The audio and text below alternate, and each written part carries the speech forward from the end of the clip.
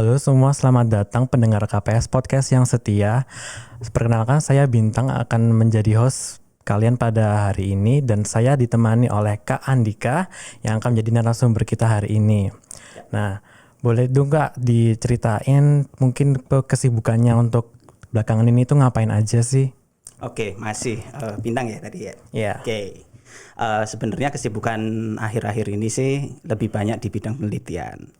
Jadi utamanya terkait dengan pembentukan peraturan perundang-undangan dan lebih sedikit lagi terkait dengan beberapa penelitian yang sifatnya terapan. Jadi riset, fokus ke riset dan lebih banyak berkaitan dengan itu sih, kurang lebih ya. Di samping ajar, di samping ada beberapa yang sebagai tutor untuk membuat modul dan sebagainya gitu. Oke, berarti kan tadi Masnya bilang kalau misalnya di pembuatan undang-undang gitu, mungkin Masnya pernah mungkin ke pemerintahan gitu. Ya, kalau beberapa ya, lebih banyak memang di pemerintahan. Jadi kalau kita sebagai pembentuk peraturan perundang-undangan itu biasanya kita antara dua nih, apalagi utamanya yang daerah ya. Ada yang di DPRD, permohonannya dari DPRD, ada juga dari pihak DPR kalau misalkan dari pusat maupun pemerintah. Pemerintahnya di sini ada pemerintah pusat begitu ya. Kayak misalkan kemarin ada Kementerian Sosial kita pernah buat. Terus di tingkat daerah, kebanyakan yang daerah ini ada di level pemerintah kabupaten kota. Biasanya dinas-dinas terkait kayak dinas perhubungan, ya kan. Terus ada lagi kayak dinas kemarin itu ada BPKAD, badan berarti. BPKAD begitu gitu. Jadi lebih banyak sih variatif gitu. Dinasnya macam-macam. Oke, nah kan kakak ini kan dulu juga anggota KPS ya. Boleh dong diceritain kayak momen memorable-nya di KPS dulu itu ngapain aja mungkin dan perjuangan kakak di KPS itu seperti apa? Saya penasaran. Oke. Jadi kalau bicara KPS ini sebenarnya tempat di mana saya mulai. Di mana saya mulai awal masuk ke organisasian karena pada prinsipnya dulu ketika masuk 2018 maunya itu jadi kupu-kupu. Kuliah pulang. Cuman ada satu kakak kelas ini Mas Icang nanti ya. Mas Icang. Itu tiba-tiba kayak ngontak, nge-approach gitu ketika NMCC Pradi. Nggak tahu sekarang masih ada nggak NMCC Pradi itu berlanjut atau enggak. Kayaknya ini potensial gitu. Kayak ada apa? Menggali lebih banyak menggali gitu kan. Menggali dari karena dulu sukanya konseptor, lebih suka mengkonsepkan acara dan lain sebagainya. Dipakailah aku masuk ke kepengurusan akhirnya. Sebelumnya jadi staf dulu kan, diangkat karena sudah pernah ikut NMCC. Ya. Sudah pernah ikut NMCC, sama si Cang diangkat. Terus sama salah satu tuh sama Daniel sih pas itu almarhum ya. Daniel itu yang bawa aku ke dalam KPS lebih dalam sama teman-teman lain tentunya saat masa satu angkatan. Nah di KPS sendiri banyak yang ditangani dari mulai proker Biro LO karena dulunya juga pernah menjabat sebagai ketua atau kepala Biro LO. Terus sebelum-sebelumnya juga ngurusi berbagai macam hal terkait dengan ke-KPS-an mulai dari lomba-lomba NLOC sekarang kalau sudah yaitu dari perkembangan yang dulu-dulu termasuk ada kalau enggak salah itu apa ya dulu itu banyak hal lah. Saya sampai kalau menceritakan KPS itu tempat di mana bernaung tuh agak flashback sedikit dan memang banyak serunya sih, lebih banyak serunya. Sibuk banget ya. Sangat. Oke, jadi kan tadi masnya kayak sibuk banget saya dengar-dengarnya. Terus caranya masnya kayak bisa menyeimbangkan antara organisasi dengan akademik itu bagaimana ya? Sebenarnya untuk organisasi dan akademik itu kan bisa berjalan beriringan. Artinya misalkan kita sudah punya nih, kemungkinan teman-teman semua pasti sudah punya dong penjadwalannya seperti apa sih. Dan kalau kita sudah berniat dalam satu organisasi tertentu atau fokus dalam satu organisasi itu, ya sudah, itu kan bagian dari tanggung jawab kita sebenarnya.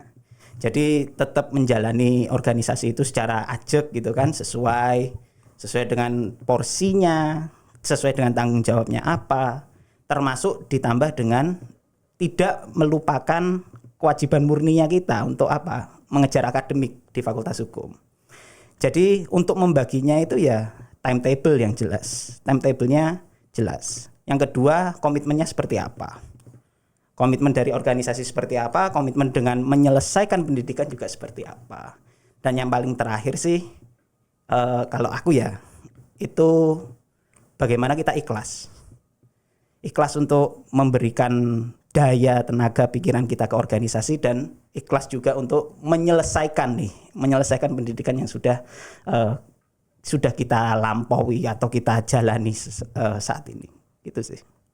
Oh, jadi itu dari kita sendiri ya, gimana kita memanajemen waktu kita, terus kayak manajemen aktivitas kita agar juga bisa menjaga tubuh kita biar bisa tetap fit gitu ya. Soalnya aku sendiri sebagai anak 2024 baru ya, itu juga punya kayak kesusahan ini mengenai manajemen waktu. Soalnya kan saya belum tahu kayak bener-bener lingkungan kampus itu seperti apa. Soalnya kan saya juga belum 1 tahun full ya di sini. Betul.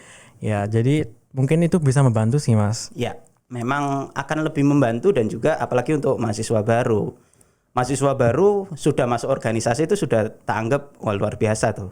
Sudah punya yang namanya semangat untuk beraktivitas lebih atau bereksplor lebih di dalam kehidupan kampus dalam tanda kutip gitu ya. Karena aku aja yang di awal 2018 di awal itu ketika masuk nggak mungkin atau nggak akan aku masuk organisasi karena sifatnya kupu-kupu itu tadi kan. Ternyata setelah lebih mendalam baru kelihatan tuh, oh ternyata ada sisi ketidak kupu-kupuan, sisi yang memang harus dimasuki atau disalurkan begitu lebih tepatnya ke hal-hal yang sifatnya lebih aktif gitu di dalam organisasi. Itu sih. Oke, sekarang kita ke topik selanjutnya, kita ke peralihan ke dunia kerja ya Kak. Waktu pertama kali lulus dari FH ya kan, gimana sih kesusahan atau struggle-nya Kakak ini untuk cari kerja mungkin atau magang-magang? Ya, kalau dibilang kesulitan cari kerja enggak, karena sejak 2020 tuh saya aku ditugasi untuk jadi tutor. Pada saat itu masih masih belum ada bayar dan lain sebagainya. Tapi di situ sudah mulai dikenalkan terkait dengan gimana sih sebagai seorang pengajar itu seperti apa, menangani mahasiswa itu seperti apa. Lalu kemudian pas lulus, sebelum lulus 2021 diajak ikut organisasi profesi P3KI, Perkumpulan Pengajar dan Praktisi Hukum Ketenagakerjaan Indonesia. Di situ kita lebih broad lagi, lebih kelihatan lagi. Oh, ini nih yang namanya dunia hukum ketenagakerjaan. Pendidik itu seperti apa sih? Figur pendidik seperti apa? Peneliti seperti apa? Atau profesional hukum itu seperti apa? Nah, dari situ kemudian berlanjut, lulus kan, 2022 lulus, lebih diajak ke arah penelitian. Fokus jadi research assistant di bagian hukum administrasi. Sampai sekarang pun masih berjalan gitu.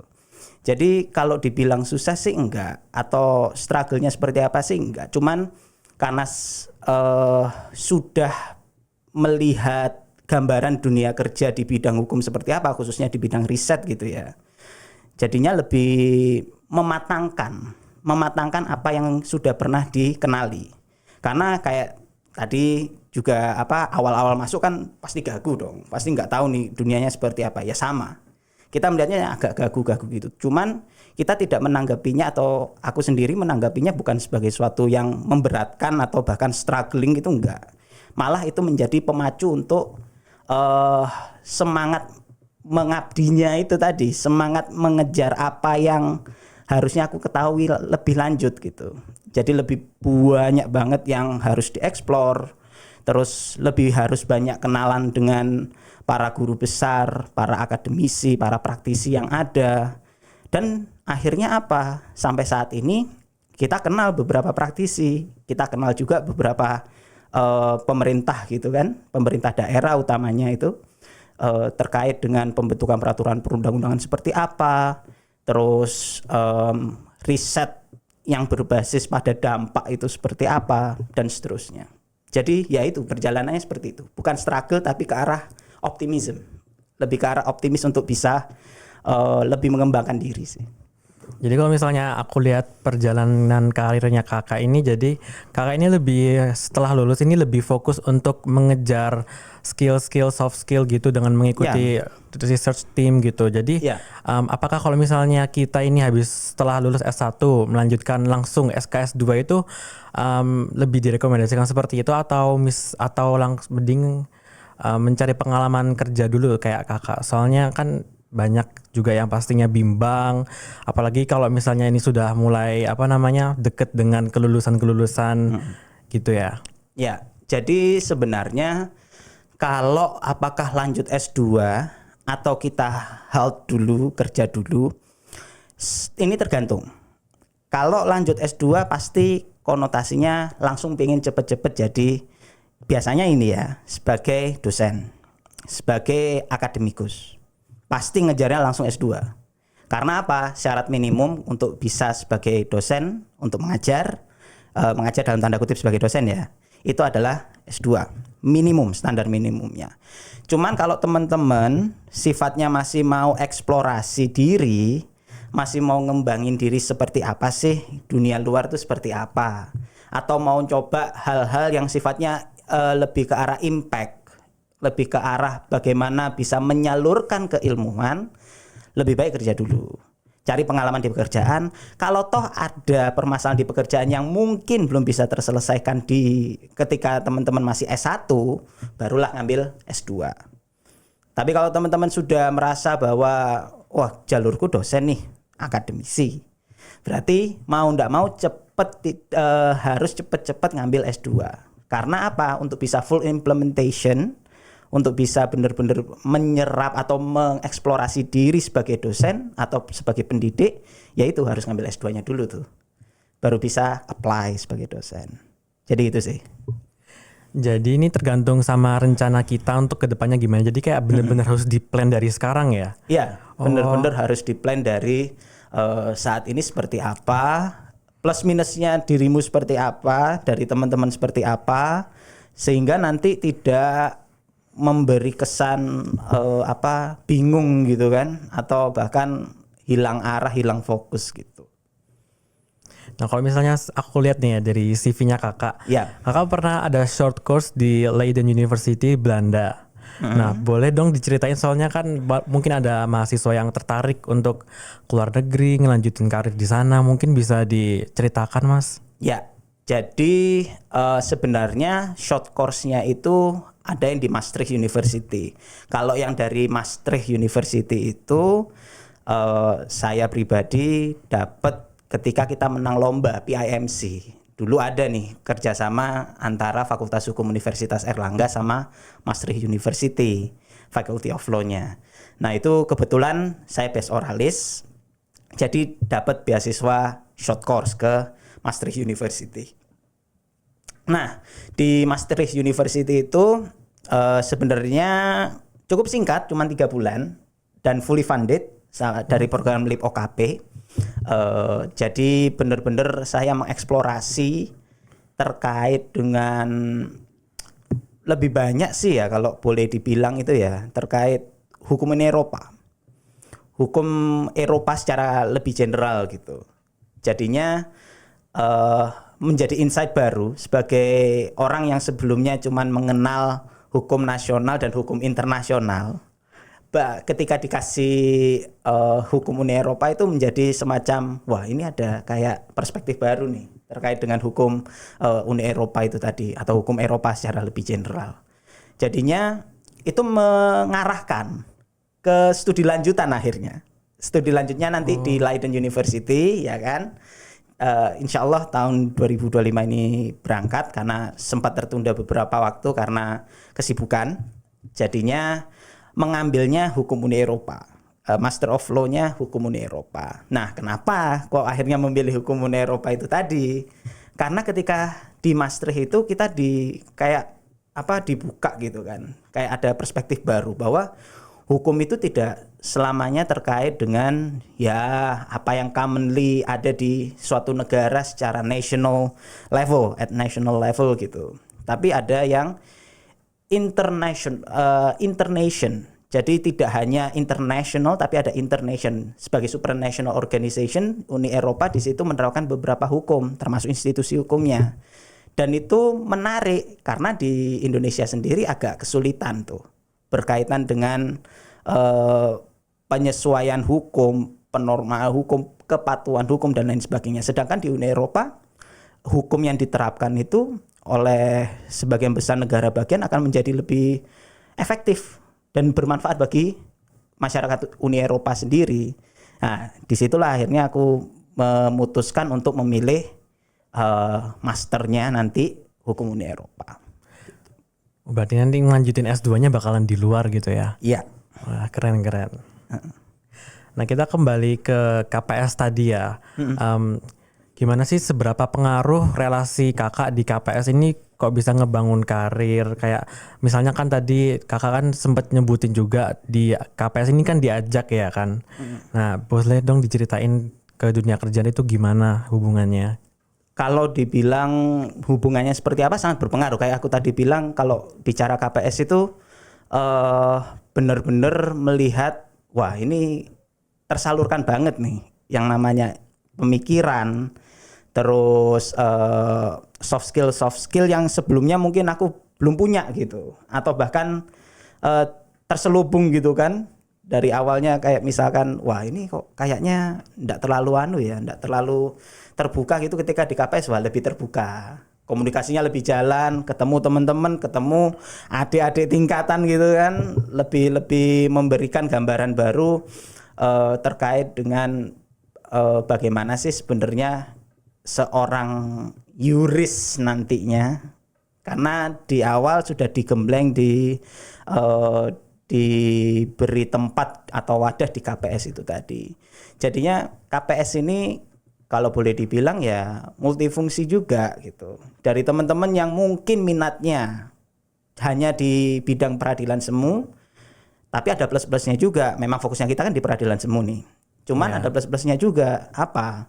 Ya ada yang pembuatan legal opinion, risetnya kita banyak, kita masih punya law fact ya kan. Law fact itu pasti teman-teman harus riset dulu. Terus kita punya NLOC sekarang ya kan, National Legal Opinion Competition. Nah itu teman-teman kan mengasah keterampilan untuk berpikir gimana, kalau dari teman-teman KPS pasti gimana caranya buat legal opinion atau kasus legal opinion yang menarik dan multidimensi. Jadi penyelesaian tidak hanya satu selesai gitu, tapi multidimensi. Artinya bisa dibawa ke perdata, bisa dibawa ke pidana, bisa dibawa ke tun dan sebagainya. Jadi wahana inilah sebenarnya yang memang akan menjadi benefit bagi teman-teman untuk ngembangin diri untuk persiapan dunia kerja, mau siapan kuliah bahkan untuk tingkat lanjut, teman-teman sudah dibekali itu. Bahkan ini fun fact-nya, nanti ketika saya master di Leiden, itu pun sama, ada moot court-nya. S2 ada moot court-nya. Jadi dengan bekal sebagai anggota KPS nih, nanti kalau di Leiden setidaknya lebih familiar lah dengan gimana sih moot court itu. Di samping sudah bidangku memang di riset gitu ya, tapi kan setidaknya moot court-nya itu bisa menjadi bekal gitu untuk ya mengenal gimana sih cara mainnya moot court itu. Itu sih. Jadi KPS tuh ngebantu banget ya buat kakak di titik ini. Sangat ngebantu banget. Nah ini kita mau refleksi nih. Nah kalau misalnya kakak nih bisa balik ke masa kuliah, itu kakak mau memperbaiki apa aja mungkin, atau kakak mau melakukan sesuatu yang dengan berbeda? Sesuatu dengan yang berbeda mungkin ya.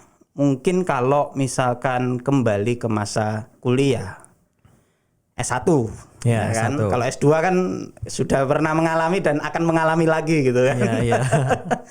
Jadi kalau balik ke S1 mungkin yang akan lebih tak tekanin adalah mencari organisasi sebanyak-banyaknya yang dalam intern. Karena apa? Itu lebih mengasah soft skill teman-teman. Karena kalau sekarang boleh dibilang aku cuma ikut satu organisasi KPS ya kan. Terus organisasi eksternal satu, profesi lagi, organisasi profesional.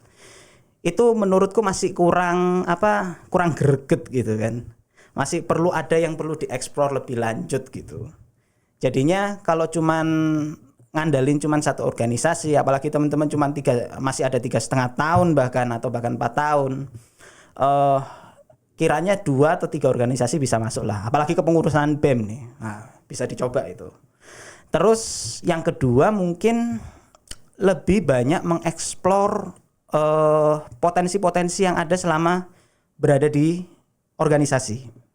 Karena kalau boleh dibilang selama di KPS dulu kita itu menginisiasi beberapa banyak program. Kita dulu podcast ini, ini mumpung sebagian sekalian refleksi nih, podcast KPS ini atau Flawless Talk kita dulu bilang. Flawless Talk itu kita rencananya memang akan lebih broad, akan lebih ekstern. Kenapa? Ya kan kebanyakan kan kita masih fokusnya di internal. Kita masih fokusnya di dosen-dosen kita. Nah, kita pengen ada kolaborasi sebenarnya. Lebih dari cuma dosen to dosen atau dosen mahasiswa atau bahkan teman-teman ke alumni gitu. Tapi lebih banyak harus bisa engage ke instansi. Kita coba panggil deh. Apa misalkan kita sudah pernah manggil ombudsman. Kita sudah pernah coba podcast dengan Mahkamah Konstitusi. Cuman belum terupload secara karena pada saat itu peralihan kepengurusan jadinya belum benar-benar tersampaikan gitu ya. Terus kita pernah sama Setnek, Kementerian Sekretariat Negara. Jadi arahnya itu kalau bisa lebih eksplor, kalau bisa ini kan sekalian aja tuh kayak misalkan program-program beasiswa yang sudah ada ya kan, LPDP misalkan kita ajak untuk podcast bareng, untuk trayeksi gimana dan lain sebagainya, itu akan lebih bagus gitu, akan lebih memberikan gambaran baru bahwa atau bahkan insight gitu kan. Oh ternyata gini loh, kita itu bisa loh sampai level ini. Mungkin itu kalau aku masih ada kesempatan sebagai mahasiswa S1 dan bergabung di organisasi. Itu sih. Jadi kakak ini berpesan buat kita agar lebih mengeksplor diri kita sendiri, biar kita bisa ngembangin kayak skill kita dari sekarang gitu. Betul. Oke. Nah ini sebelum mahasiswanya lulus ya. Itu hal yang paling penting, paling krusial buat dipersiapkan itu apakah secara organisasi ataupun akademik? Kalau mau lulus yang penting itu kalau menurutku ya harusnya akademiknya dulu. Karena teman-teman lulus itu nanti orang akan yang paling pertama dilihat adalah gimana teman-teman menyelesaikan kuliahnya atau akademiknya. Ya kan? Bisa jadi kalau IPK-nya mungkin kurang dari 3,75 atau masih 3,6 gitu ya.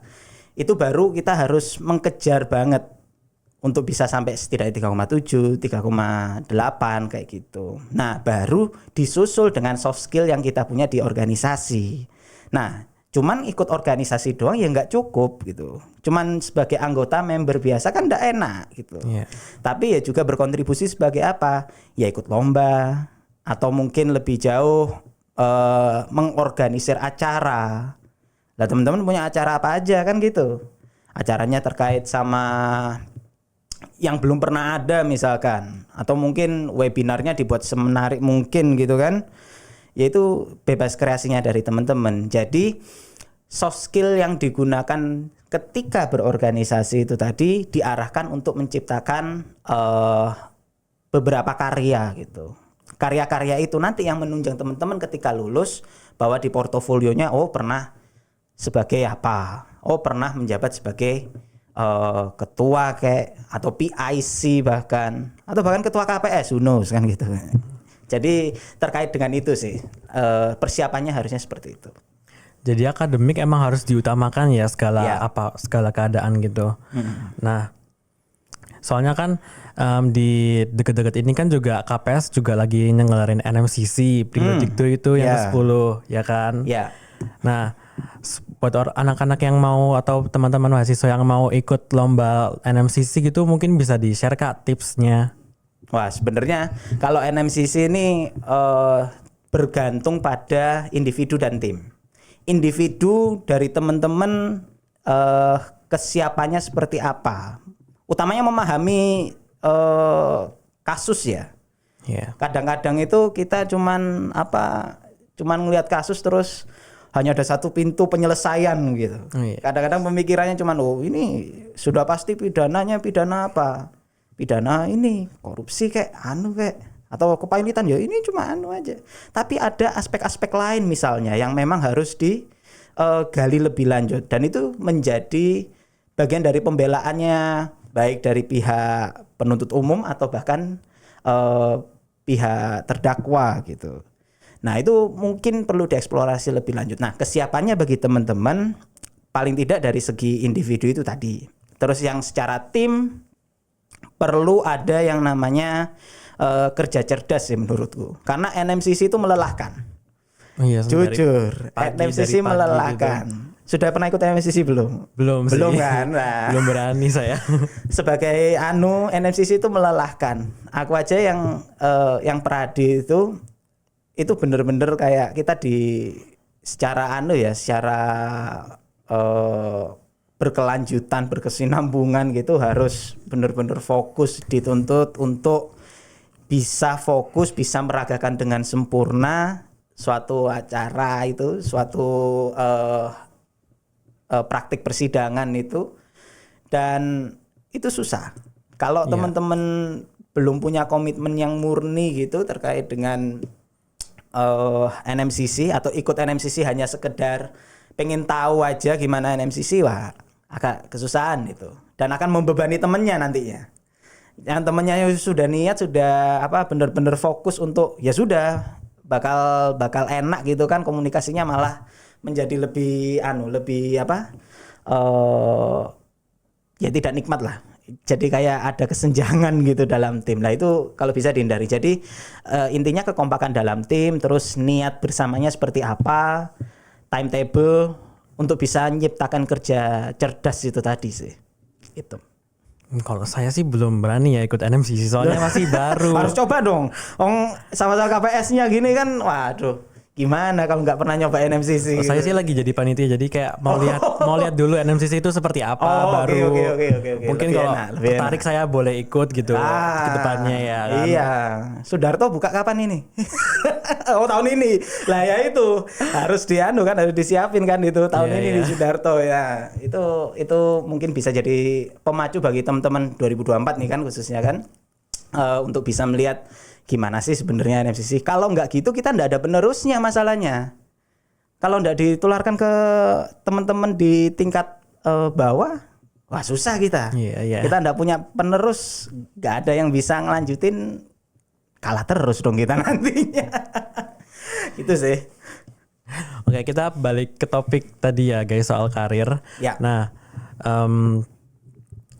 menurut kakak nih ya, ada pesan nggak buat teman-teman yang mau lulus mungkin atau adik-adik yang baru mau masuk ke FH gitu kan, habis ini kan kita juga mau ada juristokrat ya atau penerimaan atau ospeknya Fakultas Hukum ya. Okay. Nah mungkin ada pesan gitu kak. Kalau pesan mungkin persiapkan diri aja karena apa yang perlu dipersiapin mungkin ya. Kalau yang dipersiapin itu terkait dengan bagaimana teman-teman itu menjajaki Fakultas Hukum di semester pertama, apalagi baru pertama kali masuk gitu kan. Itu teman-teman mau seperti apa sih? Mau jadi apa? Awalnya mau jadi apa dan mau seperti apanya itu terkait dengan bagaimana teman-teman mengeksplor diri teman-teman ketika ngampus itu mau ngapain aja. Karena kalau enggak punya basis itu, nah teman-teman lost. Teman-teman tidak akan menemukan yang namanya kuliah yang sebenarnya di Fakultas Hukum UNER. Terus yang kedua, mulai baca-baca dulu deh, setidaknya beberapa buku yang terkait dengan kuliah-kuliah awal. Karena buku yang awal itu tadi akan berguna sampai S3 sebenarnya. Karena teman-teman kalau mau mencari lagi apa itu hukum atau definisi hukum yang sejati, sampai S3 pun jawabannya harus mencari lagi di buku-buku itu. Kayak pengantar ilmu hukum ya kan. Iya. Terus pengantar hukum Indonesia, karya siapapun aja deh. Tapi kalau kita kan jelas Prof Peter, harus anunya Prof Peter gitu kan. Karena kalau menurut saya itu yang paling paling rasional, paling bisa diterima untuk sebagai mahasiswa baru mengenal hukum. Ya awal membaca ya bukunya Prof Peter, harusnya itu yang pengantar ilmu hukum itu. Terus ditunjang oleh beberapa buku lain kayak Bruching, terjemahannya Pak Arif Sidarta juga, itu refleksi tentang hukum. Nah itu setidaknya dibaca. Kalaupun tidak tahu, setidaknya membaca dulu. Karena apa? Dengan membaca teman-teman punya gambaran gitu. Oh ternyata hukum itu seperti ini. Nanti ketika kuliah tinggal ngangong-ngangong aja. Tinggal oh iya ya gini ya ternyata. Oh maksudnya tuh gini toh. Oh arahnya ke sini toh. Nah itu untuk yang mahasiswa baru. Iya. Kalau yang mau lulus, nah ini sudah dipersiapkan nih. Apakah lulusnya ini sudah benar-benar ya 100% sudah yakin lulus dengan sempurna gitu. Kayak misalkan sudah pengalaman apa aja selama kuliah, ya toh. Terus ekstrakurikuler apa atau intrakurikuler apa yang diikutin. Nah itu harus benar-benar sudah matang gitu. Kan teman-teman nanti ya juga mengumpulkan SKP. Nah SKP itu dinilai dari seberapa aktif teman-teman, seberapa banyak teman-teman beraktivitas di level kuliah atau di perkuliahan, selama perkuliahan itu. Lalu yang kedua ya tadi itu akademik. Akademiknya sudah sejauh apa nih? Skripsinya sudah berdampak belum? Nah itu. Skripsinya tidak hanya menyelesaikan masalah loh skripsi itu, tapi bagaimana teman-teman bisa memastikan bahwa itu memiliki dampak. Karena pada prinsipnya kita itu sebagai yuris nantinya itu menyelesaikan permasalahan. Iya.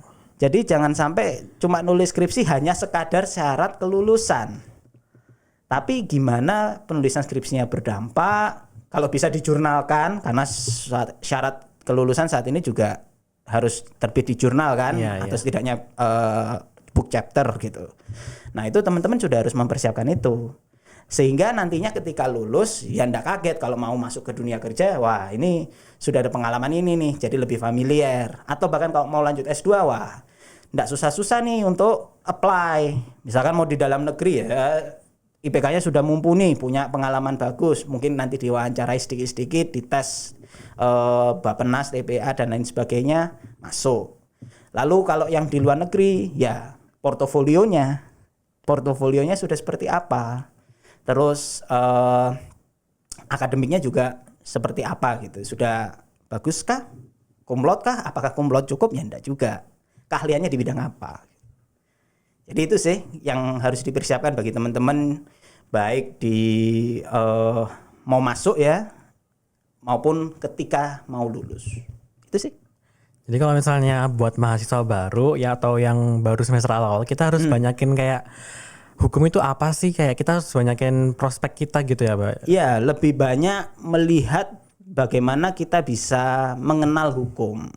Hukum itu seperti apa, terus aku harus implementasinya ini kemana sebenarnya. Apakah ke bidang pidana, kayak perdata, administrasi, tata negara, atau bahkan macam-macam adat misalkan. Nah itu teman-teman eksplorasi. Karena dulu pun aku awal-awal masuk itu sudah menggambarkan, sudah ada mind map gitu. Harus kemana dulu. Misalkan ke pidana dulu, ya udah kita masukkan arahkan kita ke interesan kita itu ke pidana. Pikirannya kita sudah ke arah situ. Tapi di tengah jalan misalkan ternyata ada pilihan-pilihan lain yang lebih cocok dengan kita. Teman-teman bisa bebas milih tuh. Misalkan masuknya nanti ternyata dari pidana ternyata ada irisan nih dengan administrasi. Tapi kok aku lebih cenderung ke administrasi ya. Biasanya teman-teman menyadari itu di semester 3. Biasanya karena teman-teman sudah ikut hukum acara. Hukum materialnya juga sudah menguasai kan, setidaknya sudah kenal gitu. Akhirnya teman-teman mendirect diri ke arah mana nih sebelum nantinya penjurusan di semester 5. Jadi itu harus benar-benar bisa dieksplor diri kita nih mau kemana sih terkait dengan hukum itu. Kita mau fokus kemana terkait dengan hukum. Gitu. Soalnya saya sendiri nih ya sebagai mahasiswa yang masih tergolong baru, saya masih bingung mau milih jurusan kemana, prospek saya lebih kemana. Soalnya saya sendiri juga hukum ini pilihan kedua saya. Wah itu, ini susah nih bagi dua pilihan pertamanya apa? Akuntansi. Aduh, akuntansi ke hukum. Dulu sudah nggak ada gambaran tuh hukum kayak apa gitu, atau fokusnya memang ke akuntansi? Saya maunya ke akuntansi, tapi kayak pilihan kedua saya pas itu disuruh apa aja gitu, terserah aja. Saya main hukum aja deh. Wah itu, nah itu agak berat itu. Karena apa? Kalau sudah pilihan kedua itu kan kalau nggak diterima apa, kalau nggak ditompo atau nggak diambil, nanti pengaruh ke teman-temannya yang lain, adik-adik kelas yang lain gitu kan. Iya. Tapi pada akhirnya juga destininya mengarah ke situ ya, harus dilakoni, harus dijalanin gitu. Ya itu tadi tipsnya, semoga berguna gitu kan. Untuk mendalami Ya, itu. saya mencoba. Oh, masih mencoba malah. Tidak memberi sebagai guidance gitu. Ya enggak apa-apa sih. Sedang mendorong diri ya. Itu yang penting tuh, mendorong diri untuk lebih legowo masuk fakultas hukum itu. Kembali ke tadi ya, anak-anak yang mau lulus atau yang sudah lulus mungkin. Ya. Nah, kakak mungkin kan gak selalu semuanya berjalan mulus ya untuk bidang karir, untuk lanjut S2 magister di Belanda itu. Mungkin bisa diceritain dong struggle-nya kakak apa, dan mungkin kesalahan dan cara menanggulanginya itu kayak seperti apa? Ya, jadi sebenarnya tuh mau berangkat ke Belandanya itu sebenarnya sudah dari tahun 2023 akhir. 2023 akhir itu sudah mau berangkat kita ke Belanda. Cuman ada beberapa teknis sebenarnya yang di luar jangkauan pada awal itu, termasuk kebimbangan. Karena pada saat itu tidak hanya Belanda sebenarnya tujuanku, Australia juga ada. Oh iya. Jadi UNSW, terus di New Zealand itu juga ada satu. Jadi aku apply itu kalau tidak salah Belanda, Leiden, terus Utrecht ada, terus UNSW sama Auckland. Itu semua offering letternya keluar. Wah, keren. Offering letternya keluar. Pikiran pertama pada saat itu, wah yang deket-deket aja, yang di UNSW. Jadi gambaran Leidennya itu sudah ndak terlihat gitu, masih belum ada, masih kabur gitu kan. Jadi UNSW deh, oke. Tapi Leidennya tetap kita komunikasi lanjut gitu. Nah, ketika di tengah jalan kok ya mikir-mikir lagi. Lah nanti kalau UNSW karena ada coursework itu berarti full pengajaran dan tanpa tesis gitu ya, not by research. Tapi kalau yang di Leiden ini ada tesisnya juga nih, ada penulisan tesis dan juga lebih aktif gitu. Akhirnya aku milih di antara dua ini, kayak buah si malakama gitu kan, sama-sama bagusnya, rankingnya juga sama-sama tinggi pas itu. Ya sudah deh, milih yang Leiden. Itu 2023 akhir, mau masuk 2024. Di 2024, wah kecegah lagi, ada pengurusan visa, masih pengurusan ketunda lagi, termasuk kesibukan terkait dengan riset. Biasanya pas banyak-banyaknya, termasuk yang tahun ini aja mau berangkat kemarin masih ngurusi riset. Jadi fokusnya beneran di riset itu tadi. Karena apa? Pengabdian kan. Lebih banyak kita ngabdi kepada bangsa gitu. Jadi memang risetnya pas lagi bagus-bagusnya, dan saya kebetulan itu orangnya, aku bener-bener kalau sudah dapat ini ya sudah, aku fokus ke sini dulu sampai selesai. Karena aku nggak mau gantung atau mencampur adukkan urusan. Jadi ketika itu sudah clear menurutku, baru tak lanjutin gitu kan. Baru aku bisa melanjutkan pendidikanku berikutnya. Nah di situ sebenarnya strugglingnya lebih ke, bukan struggling sekali lagi, aku kok ngomongnya struggling terus ya. Lebih ke arah pada challenge-nya. Challenge-nya ini pembagian waktu, terus prioritas utamanya kemana, kayak gitu-gitu. Jadinya sambil lalu begitu lebih memilih ke arah ya sudah, ini ke fokusnya ke pendidikan nantinya seperti ini. Oke, sudah di set gini. Terus nanti pekerjaan, riset-riset dan lain sebagainya, ya mau ndak mau kita harus atur kan jadwalnya sebelum nantinya bisa full implementation atau sudah sampai selesai gitu untuk bisa fokus ke perkuliahan. Jadi challenge itu sebenarnya menjadi menjadi tanggung jawab sekaligus tantangan sendiri bagi kita untuk memilih. Karena hidup ini memilih kan. Teman-teman mau milih untuk fokus duluan dengan meninggalkan beberapa pekerjaan, atau menyelesaikan pekerjaan dulu baru fokus kepada teman-teman sendiri atau pribadinya teman-teman. Nah itu semua pilihan. Jadi mungkin saranku ya, pintar-pintarlah dalam memilih atau memanage itu tadi. Karena aku yakin kesempatan setelah lulus dari S1 itu banyak. Dan teman-teman pasti kalau sudah punya yang namanya basic, punya yang namanya background, ya teman-teman tinggal milih. Tinggal memilih lah. Tapi kadang-kadang pilihannya itu menjebak teman-teman untuk memilih lebih spesifik lagi. Lah itu yang mungkin challenge bagi aku ketika mau lanjut studi itu tadi di situ. Lebih banyak karena suka banget sama riset, ya kan? Suka banget sama riset, jadinya aku lebih mendahulukan risetku daripada melanjutkan S2-nya dulu. Itu jadi pilihan-pilihannya itu ya banyak banget dan sangat bingung. sangat banyak variatif, tapi itu men-shape. Jadinya men-shape kita itu terlihat, oh ya ini teman-teman bisa bayangkan dari peraturan yang cuma tingkat daerah gitu doang gitu kan, pernah dipakai di tingkat nasional, itu perspektifnya kan lebih beda gitu. Pengalamannya dapet, terus ilmunya juga, ilmu skill utamanya ya, skill dalam membentuk peraturan lebih ngena gitu.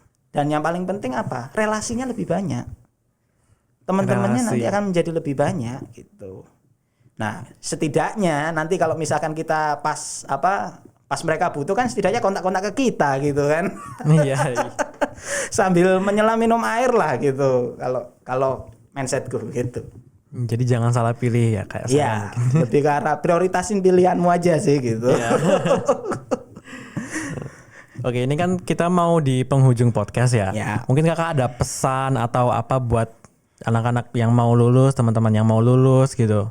Ya, kalau bagi teman-teman yang mau lulus ya itu tadi, persiapkan. Karena teman-teman lulusan-lulusan UNER insya Allah kalau menurutku flawless semua lah.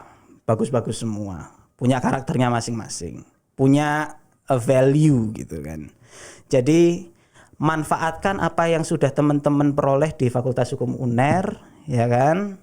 Terus teman-teman bisa mengeksplor diri selama di Fakultas Hukum untuk nantinya masuk ke jenjang perkuliahan, ke jenjang pekerjaan. Kok perkuliahan terus ya? Kuliah terus S2, S3 terus, nanti akademisi dong. Nah, itu nanti teman-teman di pekerjaan itu nantinya seperti apa? Teman-teman sudah punya gambaran setidaknya sebelum lulus. Oh iya, aku mau menjadi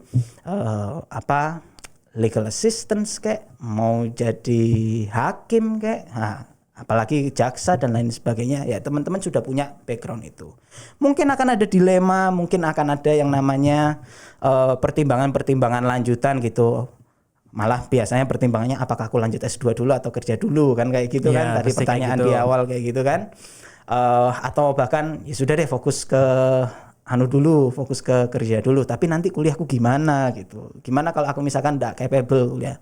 Ya itu hal-hal yang memang harus teman-teman renungi betul-betul. Dan yang paling penting harus diselesaikan gitu. Harus punya penyelesaian, harus punya jawaban atas itu semua. Jadi kalau menurutku sih apa yang perlu dipersiapkan ketika lulus, pesannya adalah ya be prepared dan be pede. Pede, harus jalanin aja gitu ya. Harus pede, karena teman-teman semua punya value. Orang menyelesaikan S1 itu semua punya value kok. Tinggal bagaimana value itu tersalurkan di tempat yang tepat. Jadi cara kita gunainnya itu gimana value kita gitu ya. Nah, kita harus punya wadah atau pekerjaan yang setidaknya menampung value kita itu tadi.